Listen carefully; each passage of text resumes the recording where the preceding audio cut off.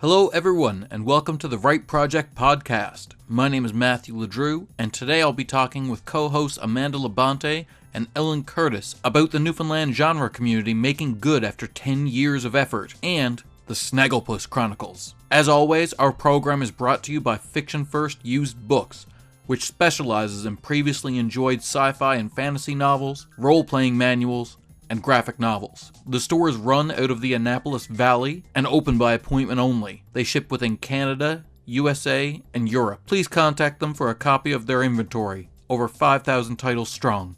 Alright, so we've got some exciting news here locally. No, we don't. We do, actually. Nope. For fans of DC Comics, we've actually got a homegrown local boy who is penciling for Snagglepuss now. We do. I actually met him many years ago at Sci-Fi. Yeah, I think a lot of us have. A lot of us are familiar with his work. Mike Fian.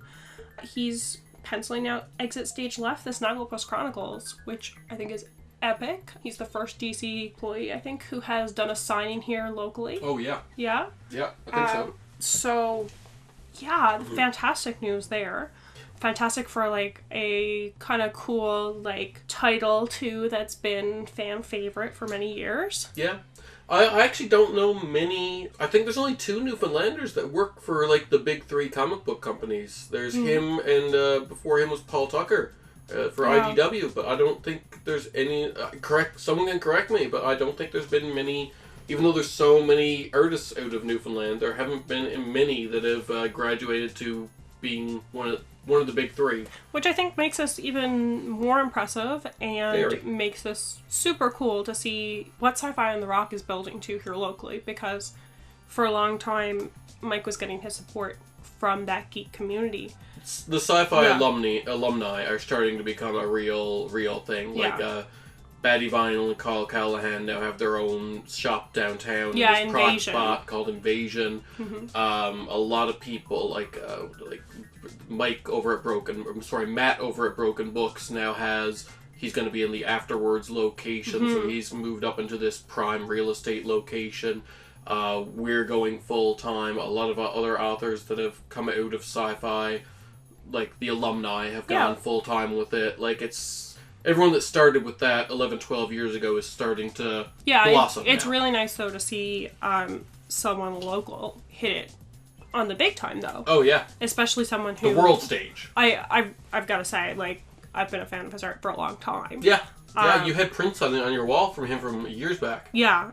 And this is just... I think this is going to be the icing on the cake for the geek community now, to see him kind of getting... The problem is we'll never get him back now. He's too big for us now. We'll never get him back to a Sci-Fi now. I don't think so. It's going to be like... We're going to write an email and be like, hey man, can you come give a talk at Sci-Fi on the Rock? And he's going to be like, who are you? No.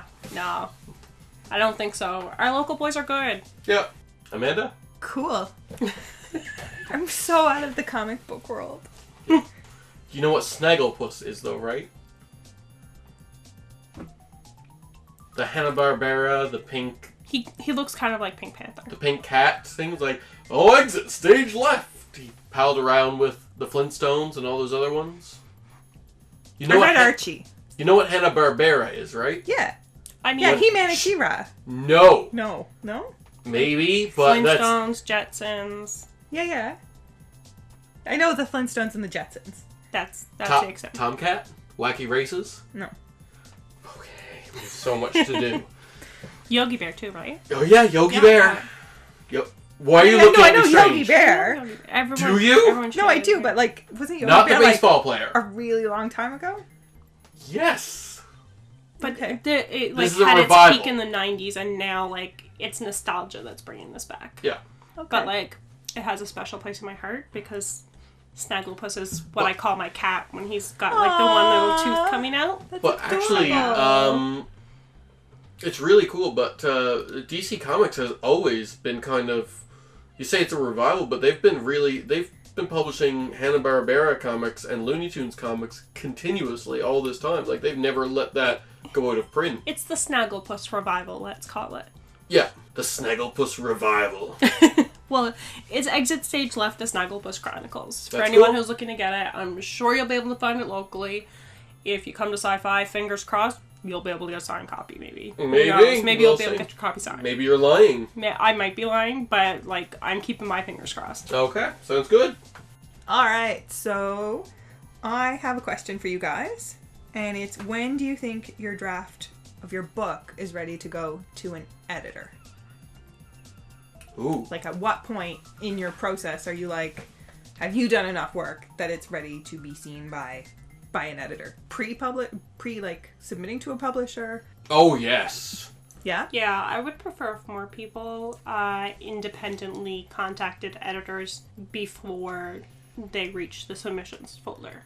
Now, I did that with my first book. Yeah. I went with an editor independently and then submitted to a publisher. And Yeah. I was, at that time, told I was being overly No, cautious. I wouldn't pay a lot. Like, maybe Yeah. a junior editor, maybe find someone who's starting out. Yeah. You know what I mean?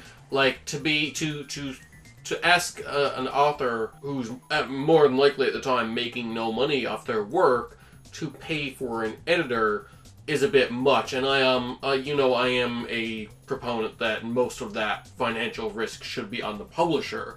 At the same time, unless your prose is unbelievably clean, if you want to maximize your chances of the publisher liking it, you should probably give it to an editor. I'm not saying in place of the editor that your publisher should eventually provide you. I'm saying you're not perfect. Yeah. So if you want your work to be the crispest, cleanest, Yeah, it's going to be edited hottest again by the thing. publisher. Don't worry. Yeah, but if you want it to be the crispest, cleanest, hottest thing that your publisher has land on their desk, then you need an editor. Or in the very least, a second set of eyes. Well, some people's second set of eyes, though, doesn't No, but that's what I mean. have professional merit. So. What I mean by that is there's two types of editor, and most editors will do both. But like if they're editing a novel, but there's typographical and there's substantive.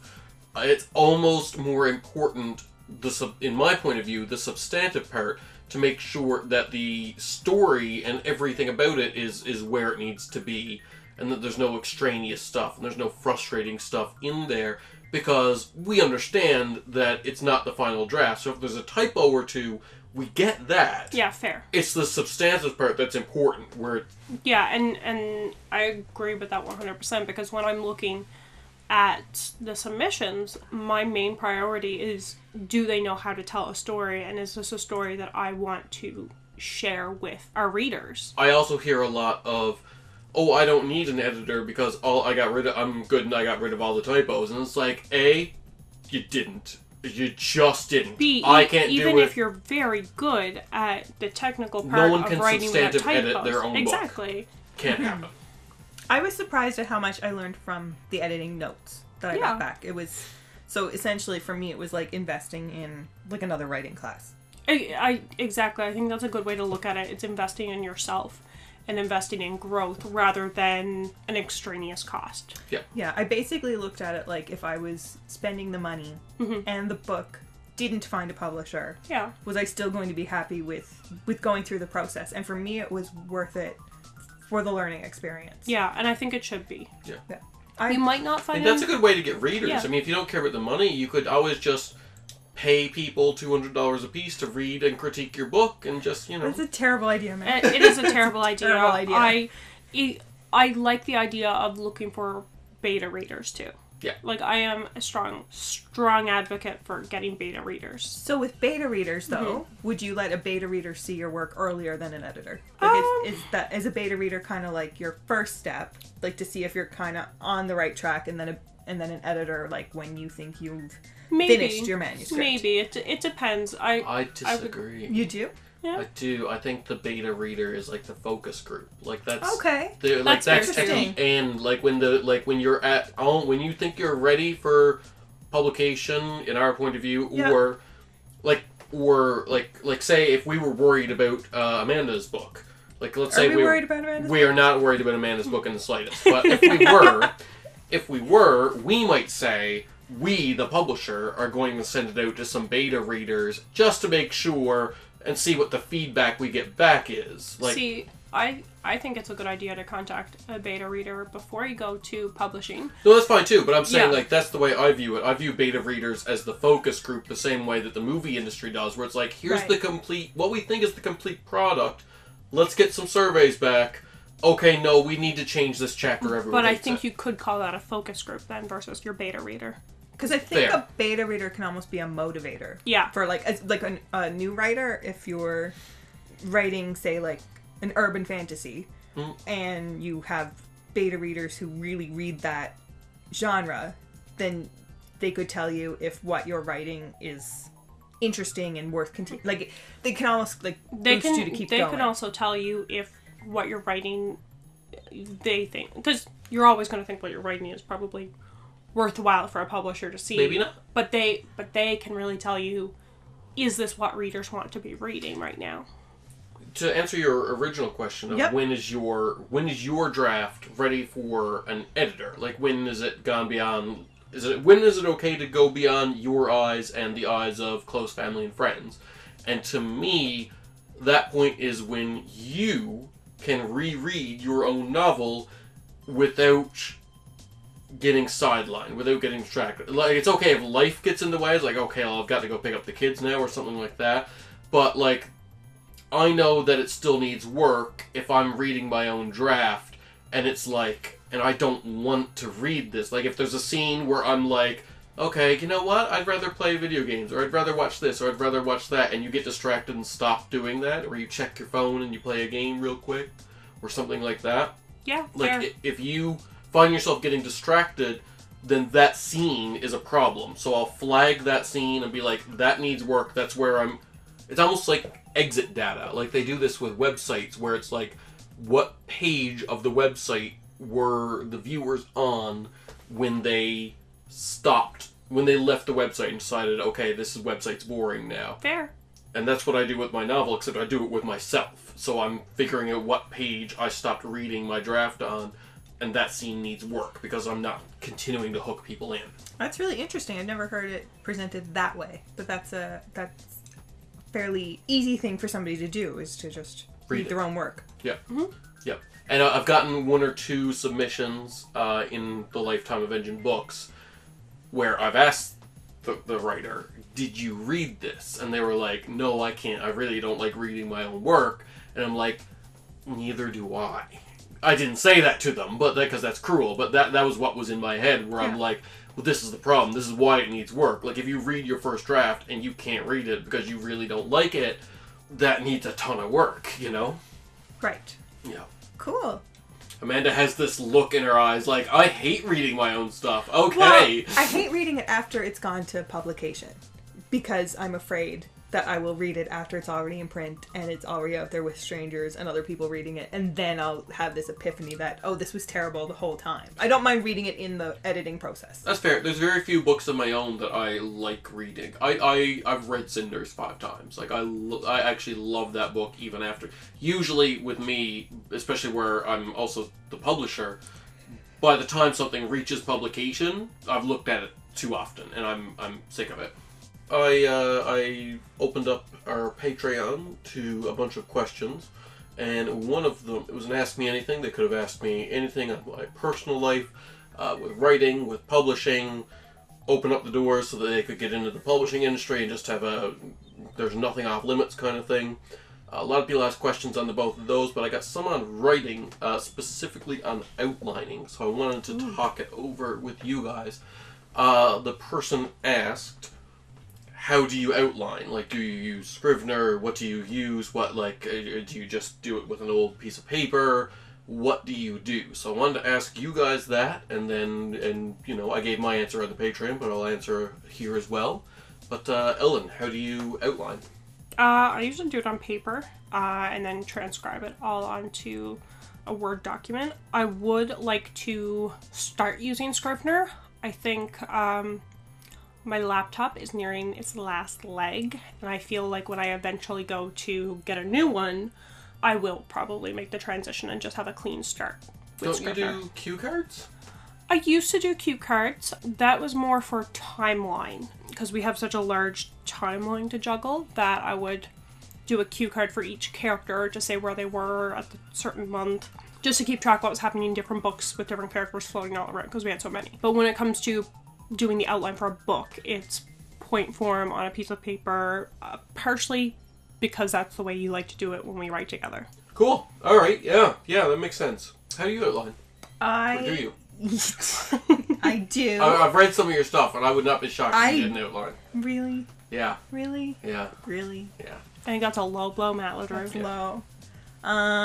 I do outline. I have notebooks for each thing I'm working on, and I make notes in there about things that I need to make sure that I remember, and I do like a really quick synopsis on paper, just in my notebook.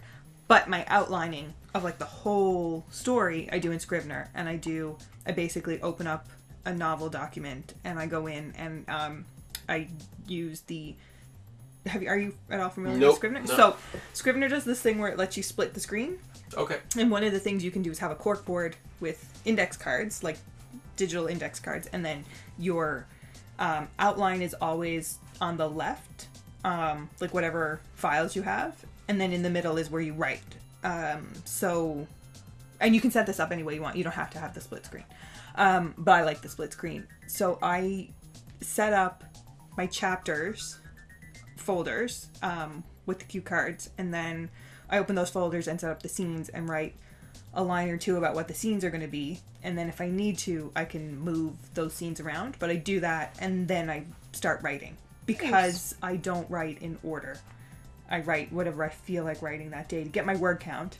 Interesting. I write what I write whatever keeps me at the computer, so if there's a scene I'm really excited about, I jump to that, but it's okay because I can go back. And see, I think that would be really helpful for me because I find when I sit down to write, if I don't know where I'm going and what I want to be doing, I find it really, really hard to get started or really hard to get motivated.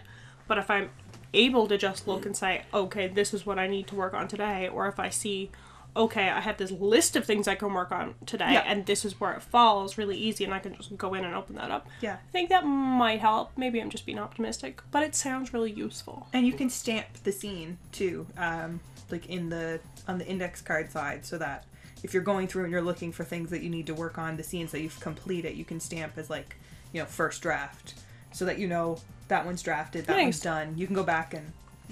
You can go back when you've edited and change it again. I don't tend to keep that on top of things because when I edit, because I write out of order, I do edit for flow. So when I edit, I tend to try and edit not a chapter at a time, but like as much as possible.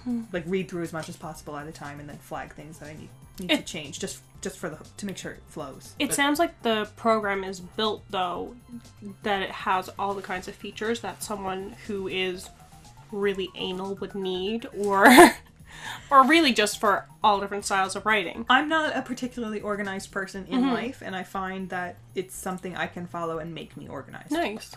I would never be able to write out of order. I'm doing it now with Exiles. Actually, this is the first time, but usually, and I'm doing fine. But I don't think I'd ever do it on purpose. Like No, like, I need to write in order, like, the same way some directors, like, rare directors will film in order so that, like, when the couple breaks up at the end, the actors have been on the journey of the relationship of the characters, and there's a theory that you can feel it more because your brain actually processes the event like a story, you know what I mean? But I had experienced the same thing where I'm like, ooh, I'm really looking forward to this, writing the scene, and I'll want to sit down and write it every day, but I use that as motivation to finish the scenes leading up to it, whereas I'm very worried that if I could just write them in any order I wanted, and I could skip to, like, the dessert scene,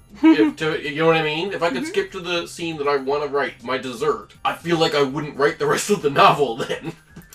And I have had because I didn't start writing books this way. I started trying to write books, and I would get stuck and not know...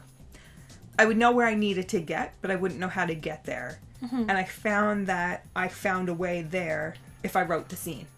If I wrote the scene that I needed to get to, I would find a way. My brain would make that connection. You would find a way to fill in the gap. to get to I have it. felt like that sometimes. That's interesting. But I think everyone's brain is just... Oh, everyone's brain. For sure. Yeah, and Absolutely. endings are my biggest challenge. So I think if I come up with an ending, or if I come up with a scene later in the book, or like at the climax of the book, and I write that scene and I'm happy with that scene, that's a motivator for me to finish the story. I think I'm good at am I good at endings? Yeah, I mean... Okay. Like, you've read all my stuff. You read it as a fan even before you got on with it. I'm asking. You have a fan? Gasp. Yeah, I feel like you're good at endings. Yeah, I actually just use, like, a Hilroy notebook. Like, I want it there in front of me. I want lines. But I was wondering, in addition to, like, how you draft, what you draft. Like, I was telling the patron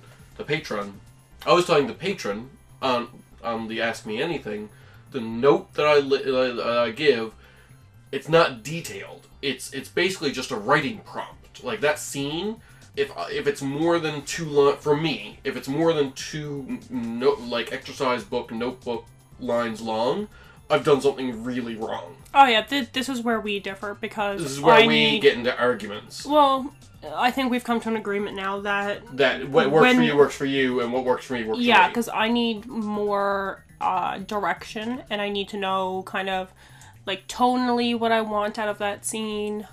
Sure, but I just remember that. I don't note it. Yeah, but sometimes, like, I like having the idea. If I get the idea of what the scene should be when I'm plotting it out, I might have thought of something different if I'm sitting down to write it. But I like being able to have that reference to go back to, and then to think about, oh, that was a good idea. No, see, I like being creative. I get the creative buzz out of it, and if I put too much information into the notation, then it's in my mind, it's like I've already told that story. Like, if I write a full paragraph for the note, right, then I've already told the story, and I lose all motivation to actually tell the story. So, like, I'm just giving myself a quick prompt, and I'm allowing myself to be creative in the moment as to how that plays out. And usually that prompt is the point of the scene. Like, this is what needs to happen to move the story forward. Like, there's a character named David, and he has to die to move this murder plot forward. And I think that is a good way to actually look at that. Yeah, and however we need to go about that, that's fine. You can have it be from his point of view, you can have it be from the killer's point of view, you can have it be from a random bystander's point of view, it can be at a circus, it can be at this, it can be at the county fair, it can be at his home alone, it can be while he's eating banana, it can be while he's eating steak, it can be like whatever I want. I think we get it. At that moment. But it's what I'm feeling at that moment. Right. But as long as it accomplishes that bullet point of this is what the scene needs to move the story forward, I'm fine. And I tried that method because I did your writing class. Oh, okay. And that was an assignment. Yes. And you hated that. But only because I was struggling with my plot, and I, in that moment of doing that assignment, realized that what I thought was the first third of my book was actually the entire book. Yeah. And the point I was getting to, that I thought I was going to get to fairly early on, was actually too much of a plot point and needed to be fleshed out. In its, like, deserved its own. But you know what? I think that's why that method is really good for plotting.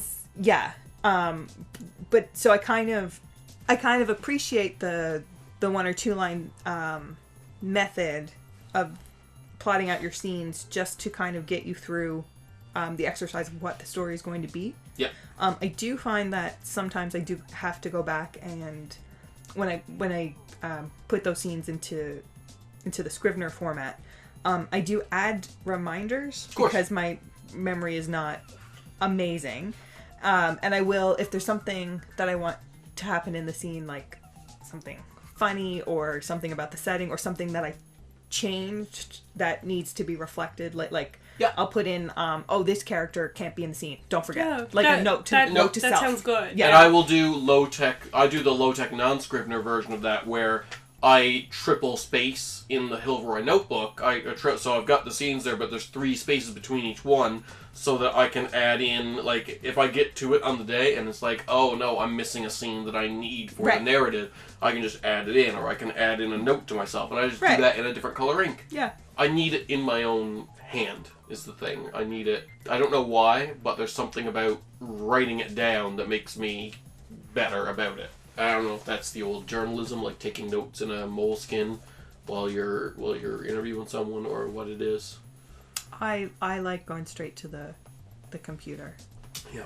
Yeah. When they take over, you're going to be in trouble. They're just going to write all No, I'll be their friend. Okay. They don't need you. See, they'll need me. They'll need you to tell them stories about mermaids. Yeah. For sure. It's high on the computer's list. He doesn't know. Excellent.